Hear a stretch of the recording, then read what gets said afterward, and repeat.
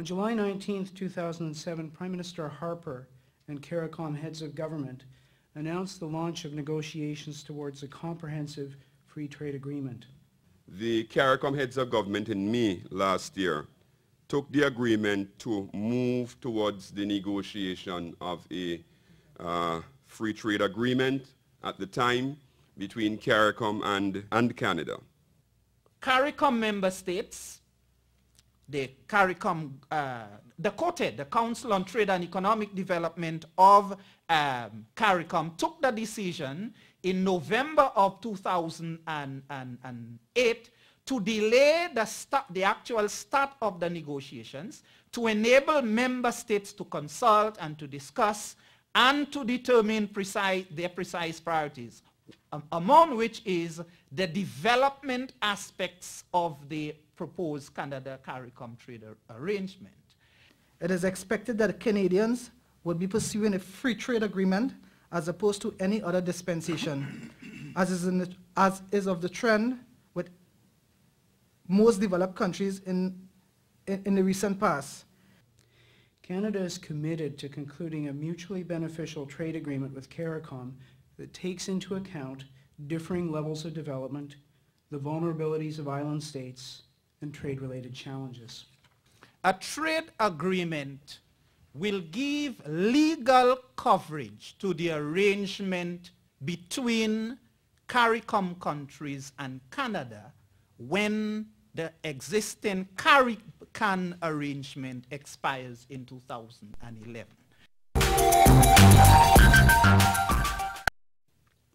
When the heads took the decision in 1985, it was in fact an important one, and the issue then of CARICOM and the one-way preferences were perhaps the prevailing philosophy of the day in terms of stimulating development between developing and developed countries, and of course that would have emerged in part from the success, as we deemed it to have been at that time, emerging from the Lomé Conventions, which typified the relationship between Europe and the ACP countries, of which the Caribbean countries were a part. And perhaps the first point I want to leave with you is that the agreement did not at that time contemplate the inclusion of Suriname and Haiti. And so the agreement, in the context of a modern CARICOM, which has a single economic space that includes a facility for Haiti and does in fact include Suriname in the single market operations, then becomes important in terms of just expanding that relationship. The CARICOM agreement, which was conceived at that time, only included goods, so that there was no inclusion of services or investment, nor government procurement or some of the new disciplines that we've now come to regard as perhaps features of third generation trade agreement. CARICOM was significant in that it extended on top of the generalized system of preferences, duty-free treatment for about 96% of the exports by HS tariff codes from CARICOM going into Canada. The exception of certain sensitive agricultural items that were typically then under programs that the Canadian government had in operation. Many of them would have fallen within the ambit of supply management programs, so that those agricultural items, some of them would have had residual duties on them, though not many, but the agreement covered 96% of our trade with Canada. Because the agreement fell outside the ambit of the Article 1 of the GATT, which basically speaks to non-discrimination, it required for its continuance an exception, and that exception really came in the form of a WTO waiver, and that waiver most recently was granted in 2006 and is to come to an end in 2011. So for all intents and purposes, by 2011, or in 2011, the agreement as we know it with that is CARICOM will in fact come to an end. The reality of the situation is that to renew the waiver of the WTO, that is for Canada to seek a renewal of the waiver of the WTO, it would mean that they're going to have to offer some kind of compensation to other members of the WTO. And that is a reality I don't think any country would want to engage in this present dynamic global environment. The development since then, of course, is important because we have then now entered into an agreement between CARICOM and the EU. And that has essentially, as we heard from the head table earlier, established a new benchmark in terms of relationships between developing countries and developed countries. And certainly in that context, in the aftermath of the signature of the EU, CARICOM EU EPA, it is important for us to consider how we will proceed in a negotiation with Canada.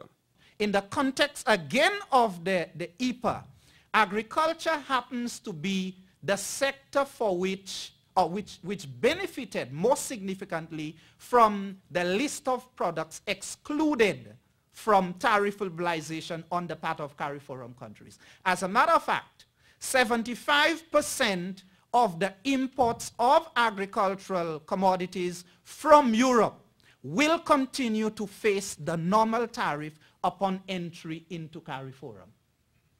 We want to retain that kind of protection for agriculture. Now, I'm making a pitch for agriculture and not non-agriculture. I suppose non-agricultural personnel will make a pitch for themselves. But for us in agriculture, we want to ensure that that kind of asymmetry, that kind of disparity is maintained with respect to the trade with Canada.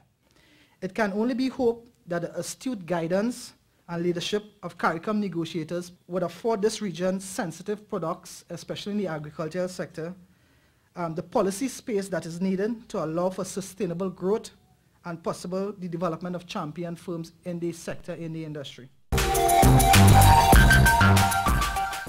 It is important for us to appreciate perhaps why it is the negotiations are important and how we should seek to sell it.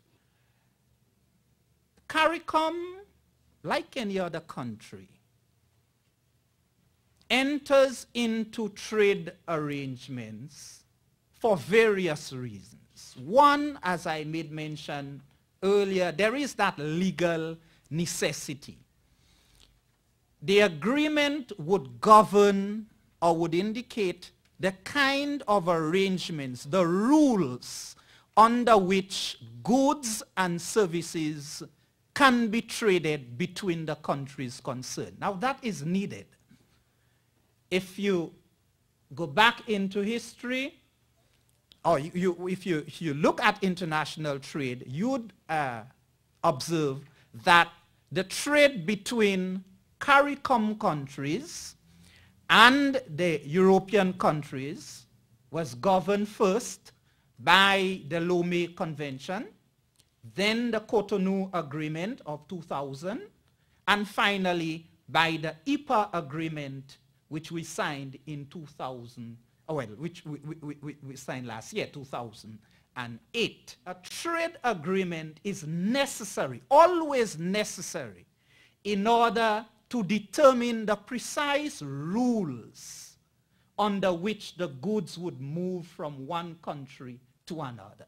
As a critical part of that arrangement are the rules of origin, which will indicate precisely which goods would benefit from the conditions, the concessions contained in the particular agreement.